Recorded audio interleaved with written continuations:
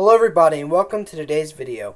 Today I'm going to do my updated 2022 governor's election prediction for 15 days away from the 2022 general election, the midterm elections. We are 15 days away from the midterms on November 8th, and I thought this would be interesting just to do one from 15 days away. So with that being said, we're going to get into today's video. We're going to categorize Republican and Democrat states like we always do. So for Republican states, we have the states of Alaska, Oregon, Nebraska, South Dakota, Wyoming, Idaho, Arkansas, Tennessee, Alabama, South Carolina, Florida, Ohio, and Iowa. Now, all these states have Republican governors at the time that we speak right now, and also Vermont and New Hampshire also. All these states have Republican governors, and I think that they will do very well with the generic ballot going for Republicans, the surge for Republicans, and just the general climate of the country.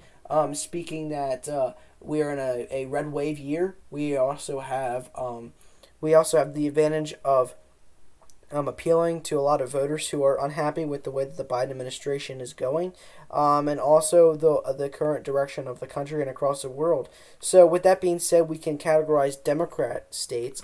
These include California, Hawaii, Connecticut, Rhode Island, and that is all. Now, these are states that are that are going to easily go for the Democrats. And if you notice that I'm not categorizing Massachusetts or Illinois this time because we have some margins changing.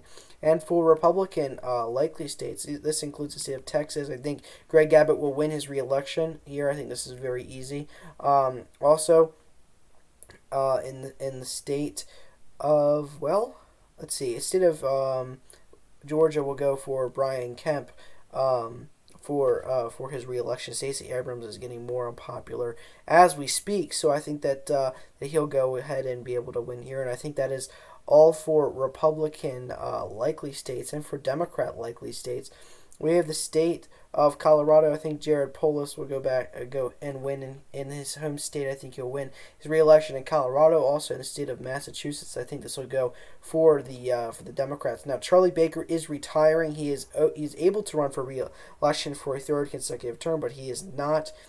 He was pressured by Donald Trump, calling him a rhino, calling him someone who can't stand up and should be a part of the Republican Party. So, along with Larry Hogan in Maryland, Larry Hogan is term limited.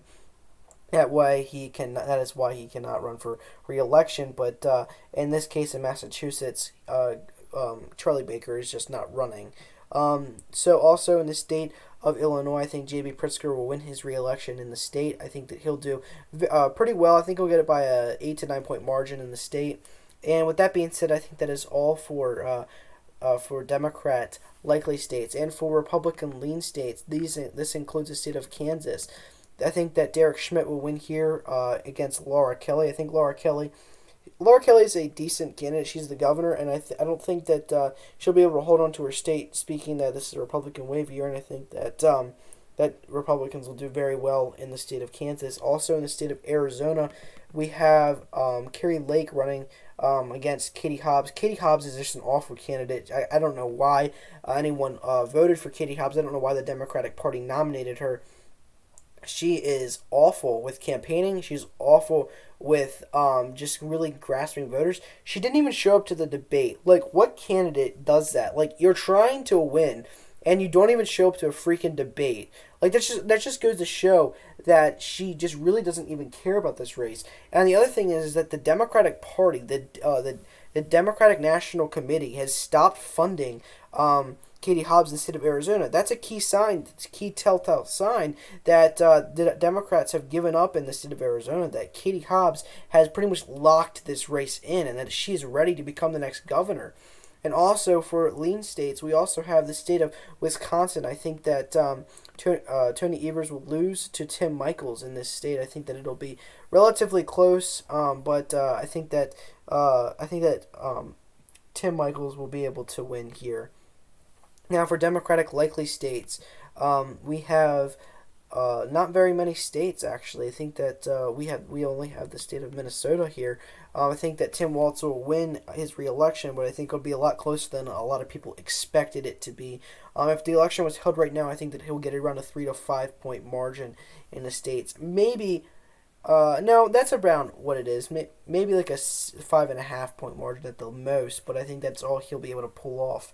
Um, and for the Republican tilt states, I think that these include the state of New Mexico. I think that Mark Ronchetti will win in the state of New Mexico, flipping this for the Republicans, along with the state of Nevada. I think that the Republicans will win here, relatively close, by maybe like a 1 point margin. And the state that everyone's talking about, the state of Oregon, it is a very close race. I think Christine Drazan will win here as a tilt margin. I think she'll go on to be the next governor of Oregon. Along with this, we have my home state of Maryland. I think that the Dan Cox will win against Wes Moore in the state. I think that he'll do phenomenal in the state. I think he'll do very well as a not a moderate Republican, but as a true conservative Republican, a Trumpian Republican what we want, a true conservative in the state of Maryland. That's what we want. That's what we need. And I think that he'll just narrowly beat Wes Moore, a radical Democrat who doesn't know what he's talking about. He's never been in politics, and now he thinks that he can be a pro-governor, which we know he can't. He's for the lockdown. He's for the mandates. He's for unconstitutional jabs for jobs, mandating people to get vaccinated if they don't, if it's against their religion, if it's against what they believe. This is not the country that we want. This is not the Maryland that we want. This is not our America, and we need to take our country back, starting in the governorships. And I think that is all for the Republican tilt states. Now for Democratic tilt states, we have the state of Michigan. I think that Gretchen Whitmer will win here by a tilt margin. I previously had this as a lean margin, but now I think we can see that it goes for Gretchen Whitmer as a tilt margin. Also in the state of Pennsylvania, I think Josh Shapiro, man, I think he'll barely win against Doug Mastriano. I think Doug Mastriano is a great candidate. I love Doug Mastriano. I love what he stands for. I love what he believes in for our country. He's a absolutely amazing candidate, but I just don't see that he can pull off the funding.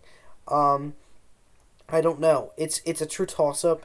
I'd love to see Doug Mastriano be the governor of Pennsylvania come 2023, but I just don't know if it'll happen. But, a lot can change from now and the general and the election. So we have 15 days. Maybe Doug can pull it off. I don't know. We'll have to see. But also in the state of New York, I think that this will go for the Democrats. I think Kathy Hochul will win her re-election here. I think that